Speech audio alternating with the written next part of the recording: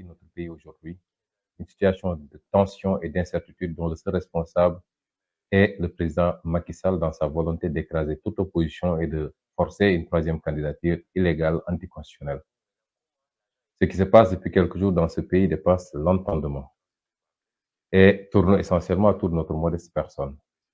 Effectivement, depuis quelques jours, nous avions entamé ce que nous avons appelé la caravane de la liberté, puisque la liberté est menacée aujourd'hui plus que jamais dans ce pays, depuis 12 ans que M. Macky Sall est à la tête de ce pays.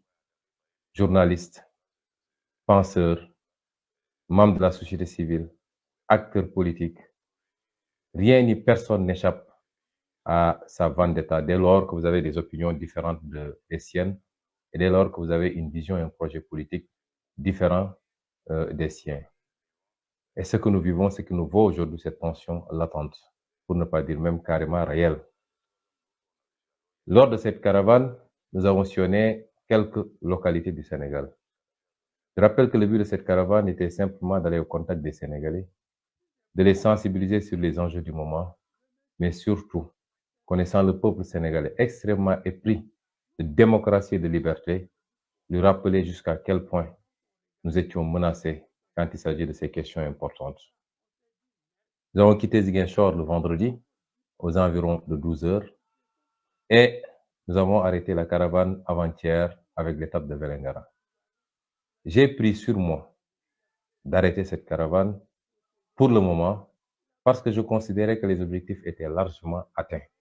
Contrairement à ce qu'on a voulu vous faire croire, c'est moi-même à l'issue de l'étape de Vélingara qui ai réuni une partie de mon staff pour lui dire qu'il était important de surseoir. D'abord parce que vous tous, vous avez vu le programme initial, il était prévu pour 48 heures. On venait de faire les 48 heures. Certes, on n'a pas pu faire toutes les étapes parce qu'il y a eu énormément de tracasseries policières durant tout le trajet, mais nous avions considéré que l'objectif était atteint parce que le monde entier a découvert partout où on est passé, encore que ce n'était pas des zones de grand peuplement, puisque c'est des zones rurales, les populations sont sorties massivement pour nous accueillir, nous accompagner sur des kilomètres, réaffirmer leur attachement, mais surtout leur espoir à notre projet. Et c'était suffisant. J'avais décidé de revenir sur Dakar, d'abord pour avoir au moins 24 heures de repos avant le lancement du contre-dialogue, le dialogue du peuple que le mouvement F24, dont nous sommes membres, a décidé d'initier, et d'autres événements qui vont se dérouler dans les tout prochains jours, y compris le 1er juin.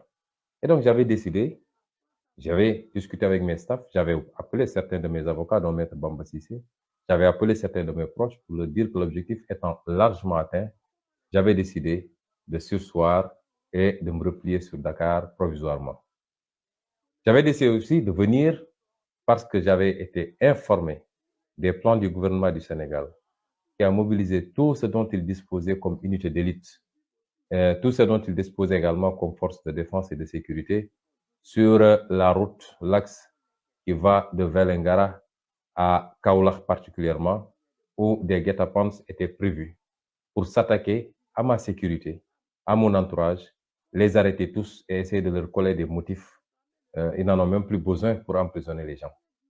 Et c'est pourquoi, après la journée réussie du samedi, qui, malgré tous les stratagèmes qui avaient été développés par les forces de défense et de sécurité pour m'empêcher d'entrer à Vélingara, nous avons pu faire cette entrée triomphale à Vélingara où les populations sont sorties massivement, pour ne pas dire toute la population, pour nous accueillir. J'avais pris la décision de me replier. Et c'est moi qui ai pris cette décision de le faire seul. Parce que pour une fois, il me revenait, il m'incombait de protéger moi-même mes équipes qui étaient visées pour être décimées.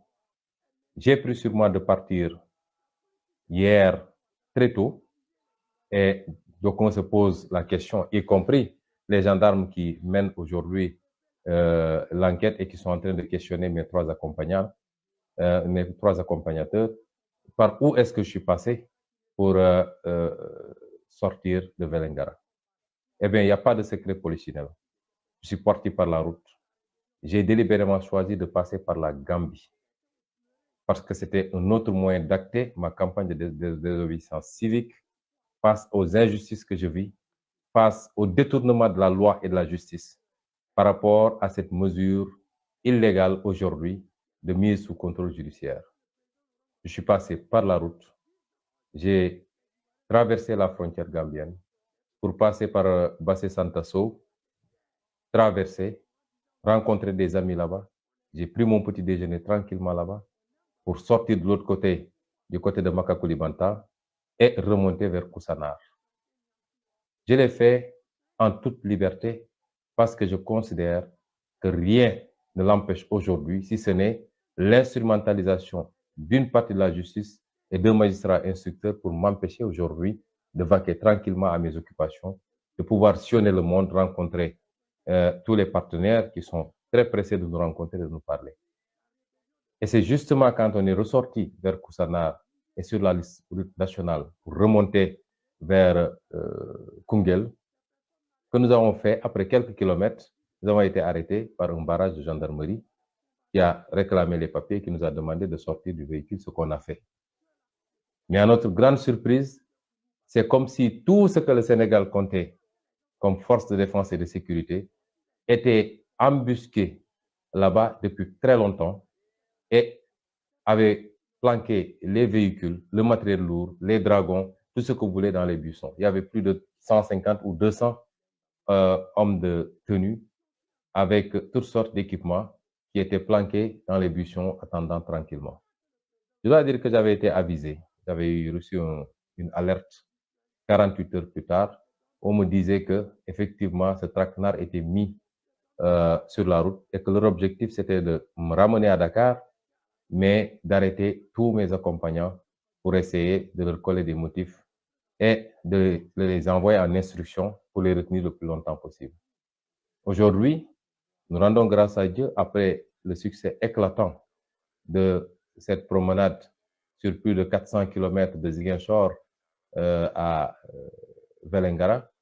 Nous sommes également extrêmement satisfaits d'avoir pu épargner tous nos accompagnants de cette dictature de Macky Sall, de cette instrumentalisation de tout ce que compte le pays comme moyen de répression, mais également instrument judiciaire pour les mettre en sécurité. Ce qui s'est passé une fois que notre véhicule a été interpellé. Et je tiens à dire à tous les Sénégalais que je ne suis pas parti par un clandon, je suis parti par un de mes véhicules. Et je l'ai fait en toute liberté et je ne me suis pas caché, sinon je ne serais pas passé par la route nationale que je savais déjà très surveillée par les contrôles de gendarmerie et de police. J'avais décidé de vaquer à mes occupations en toute liberté comme tout Sénégalais. Mais une fois qu'on a été arrêté, on nous a demandé de sortir de la voiture. Et ils se sont livrés d'abord à une fouille systématique. Quand je suis sorti, ils m'ont interpellé sur le sac que je portais. Je leur ai donné le sac, ils m'ont dit c'est à vous de l'ouvrir et de sortir ce qu'il y a dedans. J'ai ouvert le sac, j'ai sorti ce qu'il y avait, c'est-à-dire mon arme de poing personnelle, et j'ai sorti l'autorisation qui va avec cette arme que j'ai présentée aux gendarmes. Ils l'ont remis dans le sac et m'ont pris le sac qu'ils ont emmené avec eux. En toute illégalité, parce qu'il n'y avait aucune instruction d'un juge demandant à ce que je sois arrêté. Il n'y a pas de mandat d'arrêt, il n'y a absolument rien. Ils m'ont confisqué également mes 2 téléphones portables, ceux que je détenais par devers moi, en toute illégalité. Et je dois dire que jusqu'à présent, ces téléphones sont entre leurs mains. Et je dégage toute responsabilité par rapport aux manipulations qu'ils feront sur ces outils. Nous connaissons bien leurs méthodes, nous connaissons les instruments dont ils disposent. Je dégage toute responsabilité et j'examine avec mes avocats la possibilité de faire constater tout ça dans une énième procédure, même si on sait qu'elle ne sera pas instruite. Mais nous le ferons pour acter la forfaiture et donner rendez-vous à la postérité. Ensuite, ils se sont mis à fouiller systématiquement le véhicule. C'est en ce moment qu'ils m'ont demandé de monter à bord d'un de leurs fourgons, ce que j'ai accepté de faire. Et le fourgon a commencé à rouler vers Dakar. C'est à peu près 50 km plus loin qu'ils ont stoppé le convoi de fourgons. Il y en avait énormément. Et ils m'ont fait descendre de ce fourgon pour me demander d'entrer dans d'autres véhicules, un convoi de véhicules 4x4, j'en avais dénombré 6 d'ailleurs, pour continuer le chemin vers Dakar, à partir de Kaffrine, bifurquer sur Mbacké et prendre l'autoroute à péage pour venir à Dakar. Ce que j'ai compris, c'est qu'ils ne voulaient pas que la nouvelle de mon interpellation, de ma séquestration, se répande très rapidement avant que j'arrive à Dakar pour rassurer tout le monde que Sonko est chez lui, donc il n'a pas été arrêté. Et à ma grande surprise, c'est arrivé à Dakar qu'on m'apprend que le ministre de l'Intérieur aurait déclaré que des armes, c'est pas un arsenal d'armes a été trouvé dans le véhicule. Je tiens à dire à tous les Sénégalais que M. Antoine Diome ment comme il a l'habitude de mentir. Il ment éhontément ou à défaut, il traduit leur velléité de nuire en complotant une fois de plus. Parce que aucune autre arme que celle que je portais par devers moi dans un petit sac et qui a une autorisation jusqu'au mois où j'ai quitté n'avait été trouvée. Mais mieux, j'ai discuté avec mes 3 compagnons qui sont aujourd'hui encore à Kaolack. Quand je suis parti, le véhicule a été soumis à une fouille. Les valises ont été complètement déchargées sur la chaussée. Une fouille systématique. Et ils n'avaient absolument rien trouvé. Ils ont pris mes 3 compagnons pour les mettre dans 3 véhicules de gendarmerie différents. Et les gendarmes eux-mêmes ont conduit mon véhicule pour l'amener à Kaolack. Et c'est une fois à Kaolack, quand on les a mis dans les grilles, que ces gendarmes sont revenus pour le dire finalement, nous avons trouvé une arme dans la voiture. Personne n'était présent quand ils le faisaient. Ça n'a pas été fait à ma présence, ni à la présence de mes 3 compagnons. C'est plus tard qu'ils reviennent pour dire qu'ils ont trouvé une arme et des lance-pierres dans la voiture. Armes et lance-pierres qu'on n'a jamais vues auparavant, nous, et qu'ils n'ont pas sorti devant nous. Je tiens l'opinion à témoin. Je prends l'opinion à témoin par rapport à ces manipulations extrêmement vicieuses dont le gouvernement de Macky Sall est habitué. Et je dis qu'on en tirera également toutes les conséquences. Il n'y a absolument rien à reprocher à qui que ce soit et ils ont l'habitude de charger des dossiers pour atteindre d'honnêtes citoyens. Aujourd'hui, mon chauffeur, un de mes gardes du corps et notre coordinateur de Vélingara, qui était avec moi dans la voiture, sont entre leurs mains et c'est à eux qu'on va faire porter le chapeau en montant tous ces dossiers-là et accessoirement faire croire aux Sénégalais que Sonko dispose d'un arsenal avec des lance-roquettes, des je ne sais quoi, ce qui n'existe pas. Chers concitoyens, le moment est grave. Une fois à Dakar, j'ai été séquestré. Je vais attirer l'attention de la communauté nationale et internationale surtout, puisque les Sénégalais connaissent bien Macky Sall et son régime. Leurs propagandes ne sont plus destinées aux Sénégalais, elles vous sont destinées, vous de la communauté internationale. Je voudrais attirer votre attention sur ce qui se passe. Au nom de quoi un citoyen qui n'est sous le coup d'aucune condamnation à une peine d'emprisonnement ou de mise en résidence surveillée peut se retrouver avec toute une armée qui boucle non pas seulement ma maison, mais tout le quartier, importunant mes voisins. Depuis ce matin, tout le quartier est en train de respirer les gaz lacrymogènes tout autour de la maison. Au nom de quoi, dans un pays qui se dit démocratique, on peut séquestrer un citoyen qui n'a de tort que d'être un opposant ferme et farouche au régime de Macky Sall, sans aucun soubassement judiciaire, sans aucune base légale. Au nom de quoi? Et c'est la énième fois que ça arrive, que ça survient. Et au nom de quoi d'autres citoyens qui se lèvent pour aller rendre visite à ce citoyen-là sont attaqués, gazés, blessés ou emprisonnés? Je viens d'apprendre l'arrestation de M. Alioune Sané, coordinateur du mouvement citoyen Y en a marre et vice-coordinateur du F24, qui est le regroupement de l'ensemble des forces vives de la nation. J'ai appris que beaucoup de leaders politiques, parmi lesquels Moustapha Guirassy, Mme Maïmouna Bousso, M. Déthié Fall, M. Abdourahmane Diouf, M. Cheikh Tidiane Dièye, entre autres, ont été gazés et brutalisés et aujourd'hui sont retranchés au siège de M. Déthié Fall et ne peuvent plus sortir. J'ai appris que les députés, flanqués de leur écharpe de députés, ont été également gazés et brutalisés dans la démocratie qui s'appelle Sénégal, celle de Macky Sall. J'ai appris qu'énormément de militants de PASTEF, dont certains responsables de premier plan comme Mme Yacine Fall, ont été brutalisés également et gazés. J'ai appris qu'il y a un journaliste qui a été blessé. Chers concitoyens, il faut arrêter Macky Sall pendant qu'il est temps. Il est temps que tous les Sénégalais prennent leurs responsabilités pour sortir et faire face à Macky Sall. Et j'en appelle à cela, à un sursaut national, à un mouvement de résistance nationale conformément à notre constitution pour faire face à Macky Sall. Parce qu'il n'est plus dans une dictature rampante.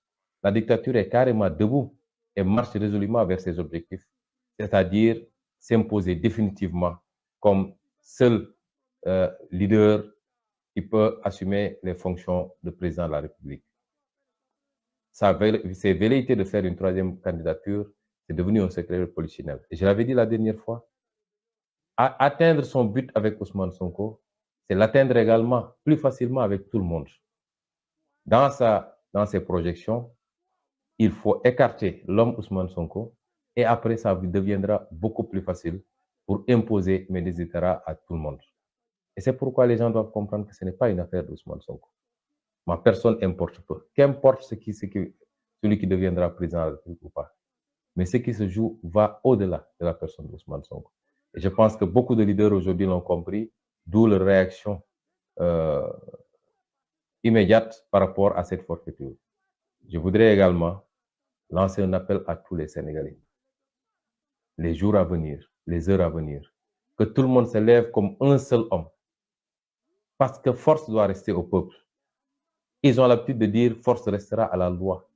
Laquelle loi est aujourd'hui la loi de Macky Sall et de sa coalition?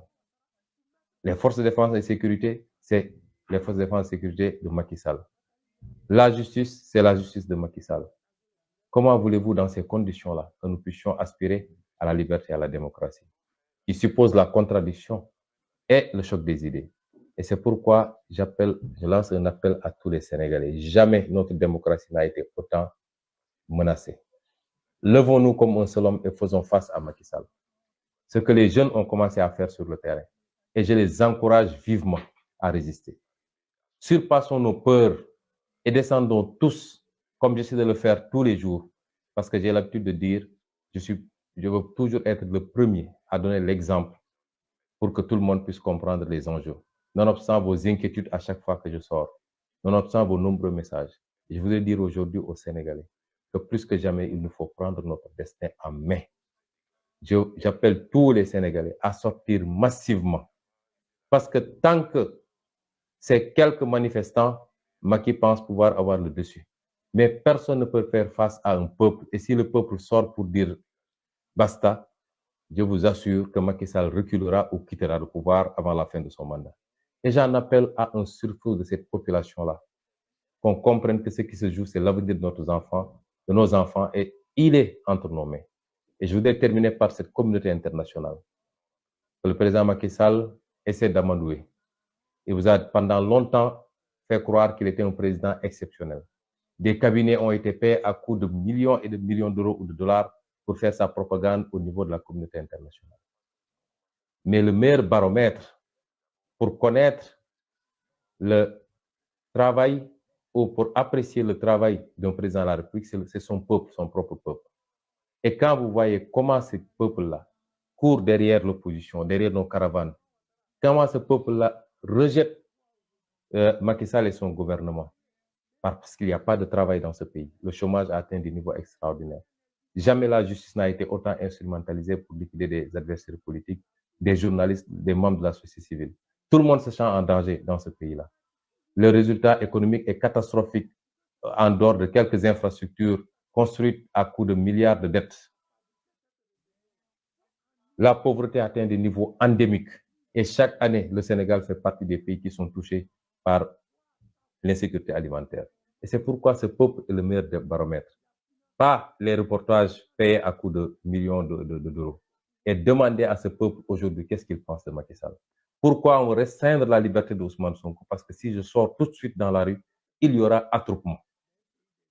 Pourquoi ce peuple-là tourne le dos à Macky Sall? C'est parce qu'il a lamentablement échoué. Et il ne lui reste que l'arme de la violence, de la justice instrumentalisée, de la violence des FDS pour essayer de terroriser ce peuple. Ne le suivez pas dans cela, parce que c'est vous-même qui nous vendez toujours le discours sur la démocratie et les libertés. Et vous ne pouvez pas accepter que dans un pays qui a connu la liberté et la démocratie bien avant son indépendance, que le règne de Macky Sall sonne le glas de cette liberté et de cette démocratie.